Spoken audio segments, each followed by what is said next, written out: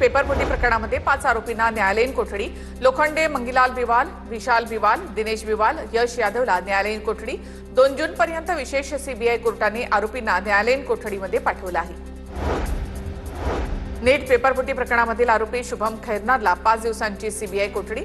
सीबीआयने केलेली मागणी कोर्टाकडून मान्य, आणखी काही तपास करायचा असल्यामुळे सीबीआयने कोर्टाकडे शुभमच्या कोठडीची मागणी केली होती।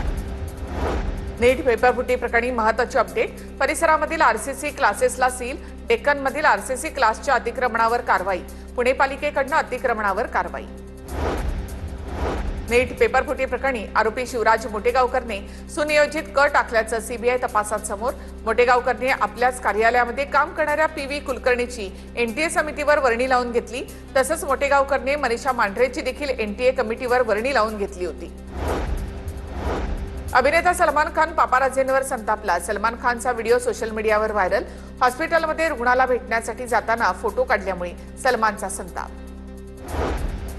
पिंपरी चिंचवड फायरिंग प्रकरणी आरजू बिश्नोई आणि कुलदीप कशिश गँगच्या 3घांना अटक। उत्तराखंडमधून 3घांना अटक। 15 मे रोजी एजे फर्निचर मॉलवर आरोपींनी गोळ्या झाडल्या होत्या।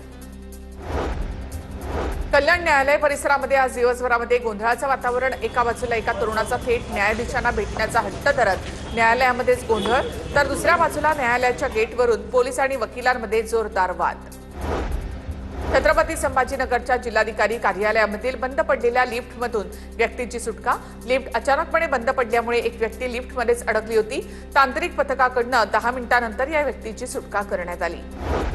बुलढाण्याच्या देऊळगाव राजा शहरामध्ये भीषण पाणी टंचाई। तब्बल 20 दिवसांनंतर सुद्धा अपुरा आणि अशुद्ध पाणी पुरवठा। नागरिकांचा नगरपालिकेवर मोर्चा। येत्या 8 दिवसात नागरिकांना पाणी देण्याचं आश्वासन। पुण्याच्या भोरमधील नीरा खोऱ्यामधील भाटघर धरणाने तळ गाठला। धरणामध्ये केवळ 10% पाणीसाठा शिल्लक आहे। धरणाजवळील गावांमध्ये पाणी टंचाई निर्माण झाली आहे।